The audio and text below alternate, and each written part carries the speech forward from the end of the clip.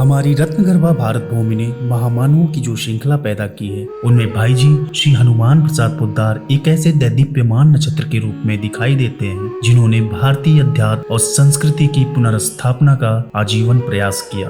कल्याण पत्रिका तथा आर्ष ग्रंथों का संपादन प्रकाशन उनकी साधना का माध्यम था। किशोरावस्था में ही वे स्वतंत्रता संग्राम में कूद पड़े और तत्कालीन क्रांतिकारियों के दल में शामिल हो गए। उन्हें बंगाल के शिमलापाल में नजरबंद कर दिया गया। शिमलापाल का वह एकांतवास उनके जीवन में नया मोड़ लेकर आया।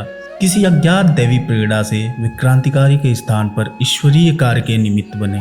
महात्मा गांधी, श्री अरविंद घोष, लोकमान्य तिलक, महामना मदन मोहन मालवीय, डॉक्टर राजेंद्र प्रसाद जैसे महापुरुषों के साथ उनका बड़ा ही घनिष्ठ संबंध था। स्वाधीनता संग्राम में सांस्कृतिक राष्ट्रवाद की धारा के सर्वोच्च व्यक्तित्वों में वे अग्रणी हैं। श्री भाई जी आधुनिक भारत के उन गिने चुने महापुरुषों में से हैं, जिन्होंने प्राचीन हिंदू धर्म दर्शन एवं संस्कृति के उद्धार एवं उन्नयन का आजीवन प्रयास किया और प्राचीन भारतीय मनीषा की ज्योति को ग्राम ग्राम तक ही नहीं, द्वार द्वार तक पहुंचाया। महामारी से पीड़ितों, विकलांगों, कुष्ठ रोगियों, मुखबधिरों, अंधों, अनाथों तथा अभावग्रस्त व्यक्तियों के वे सहज सखा थे। आजीवन जीव मात्र की सेवा में वे सतत संलग्न रहे। श्री भाई जी के देहावसान में कैंसर ही निमित्त बना था। हनुमान प्रसाद पोद्दार स्मारक समिति ने यह अनुभव किया कि आर्थिक दृष्टि से पिछड़े इस पावन पूर्वांचला में कैंसर ग्रस्त रोगियों की सेवा के लिए एक कैंसर अस्पताल होना चाहिए। अतः 16 फरवरी 1975 बसंत पंचमी के दिन श्री पोद्दार जी के अभिन्न स्वरूप श्री राधा बाबा की प्रेरणा एवं आशीर्वाद से इस कैंसर अस्पताल के निर्माण का कार्य प्रारंभ हुआ।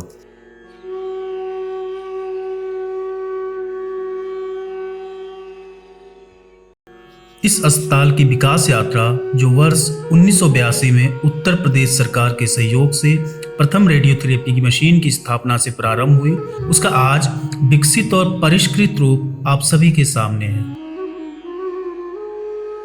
वर्तमान में इस अस्पताल में रेडिएशन ऑन्कोलॉजी, रेडियोथेरेपी विभाग में रेडिएशन चिकित्सा की 3 अत्याधुनिक लीनियर एक्सेलरेटर एवं 1 HDR मशीनें यथा प्रथम लिनेक मशीन इलेक्ट्रामेग 6 MB इलेक्ट्रा कॉम्पैक्ट वर्ष 2013 में स्थापित की गई।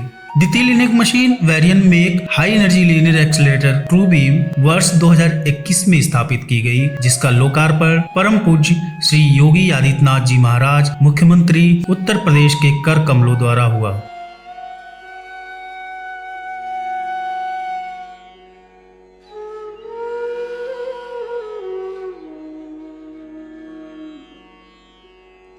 तृतीय लिनेक मशीन वेरियन मेक हेल्सियान की स्थापना वर्ष 2024 में की गई। इसका भी लोकार्पण श्री योगी आदित्यनाथ जी महाराज, मुख्यमंत्री उत्तर प्रदेश के द्वारा किया गया।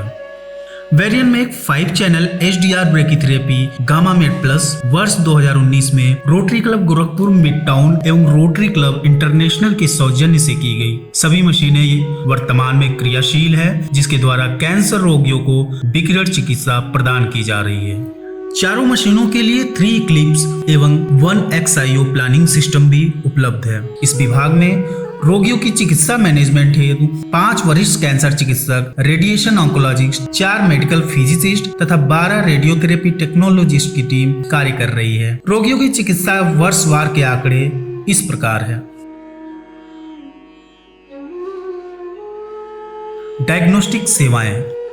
यद्यपि कि अस्पताल में डायग्नोस्टिक सुविधाएं पूर्व से ही उपलब्ध थी, किंतु वर्ष 2015 में एक नए डायग्नोस्टिक ब्लॉक की स्थापना की गई तथा उसका लोकार्पण तत्कालीन राज्य मंत्री उत्तर प्रदेश माननीय श्री राम नाईक जी द्वारा संपन्न किया गया।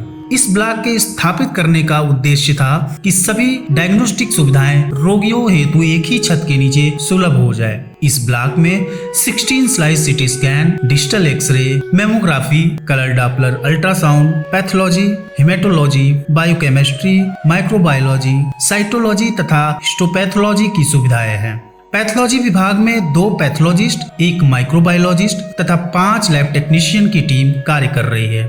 विगत 3 वर्षों में रोगियों को दी गई डायग्नोस्टिक सेवाओं के आंकड़े इस प्रकार हैं।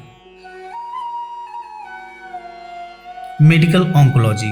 अस्पताल में मेडिकल ऑन्कोलॉजी चिकित्सा वरिष्ठ मेडिकल ऑन्कोलॉजिस्ट के निर्देशन में की जाती है। कीमोथेरेपी चिकित्सा हेतु 60 शैय्याओं के वातानुकूलित वार्ड की व्यवस्था है, जिसमें day care, private ward, semi private ward एवं जनरल वार्ड सम्मिलित है। कीमोथेरेपी चिकित्सा 2 मेडिकल ऑन्कोलॉजिस्ट, 4 सहायक चिकित्सक तथा विशेष रूप से प्रशिक्षित 23 स्टाफ नर्स की टीम द्वारा चिकित्सा प्रदान की जाती है। विगत 3 वर्षों में मेडिकल ऑन्कोलॉजी विभाग में चिकित्सा प्राप्त किए मरीजों के आंकड़े इस प्रकार हैं। Surgical oncology. इस अस्पताल में 2 ऑपरेशन थिएटर पूर्व से ही क्रियाशील थे, किंतु उसमें से एक ऑपरेशन थिएटर को NABH के मानक के अनुसार वर्ष 2024 में नए मॉड्यूलर ऑपरेशन थिएटर में परिवर्तित किया गया है, जिसमें विभिन्न प्रकार की ऑन्को सर्जरी वरिष्ठ MCS सर्जन व उनकी टीम द्वारा संपादित की जा रही है। यहाँ विशेषज्ञ सर्जन द्वारा कमांडो सर्जरी, लीवर, बच्चेदानी, आंतों का cancer, head and neck cancer के ऑपरेशन किए जाते हैं। सर्जिकल ऑन्कोलॉजी विभाग में 2 वरिष्ठ MCS surgeon, 2 head and neck surgeon, 2 वरिष्ठ एनेस्थेटिक, 1 ऑर्थोपेडिक सर्जन, 1 सहायक चिकित्सक, 3 OT असिस्टेंट एवं 2 OT नर्स की टीम उपलब्ध रहती है। मॉड्यूलर OT बन जाने से अन्य मेजर ऑपरेशन भी तथा घुटने का प्रत्यारोपण आदि सुगमता से संपादित हो रहे हैं। सर्जरी के रोगियों के लिए प्री ऑप एवं पोस्ट ऑप वार्ड बनाए गए हैं। साथ ही मेडिकल एवं सर्जिकल इमरजेंसी की स्थिति के लिए 5 बेड का ICU भी क्रियाशील है।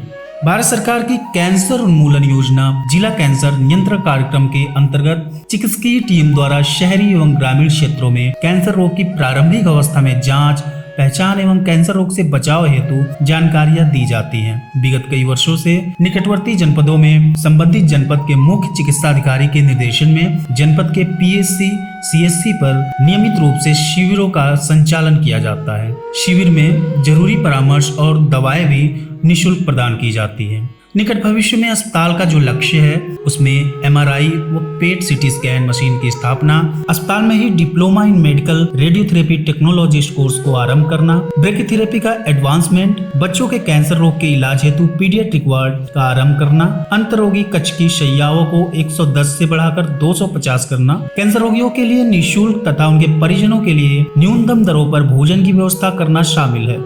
इसके साथ ही अस्पताल मूल भारतीय पद्धतियों योग, अध्यात्म, आयुर्वेद, सिद्ध आदि के माध्यम से व्यक्ति की पंचविधि चिकित्सा, जिसमें मानसिक व भावनात्मक, शारीरिक, सामाजिक, व्यवसायिक व आर्थिक पक्षों का संरक्षण होगा। पूज्य भाई जी का यह उद्देश्य कि हम पीड़ितों आर्तजनों की निःशुल्क, निस्वार्थ और न्यूनतम दरों पर सेवा कर सकें। हम सभी इसी बड़े लक्ष्य को साकार करने के लिए प्रयासरत हैं। हम ईश्वर से प्रार्थना करते हैं कि हम सभी को इस बड़े लक्ष्य को पूरा करने का संबल प्रदान करें।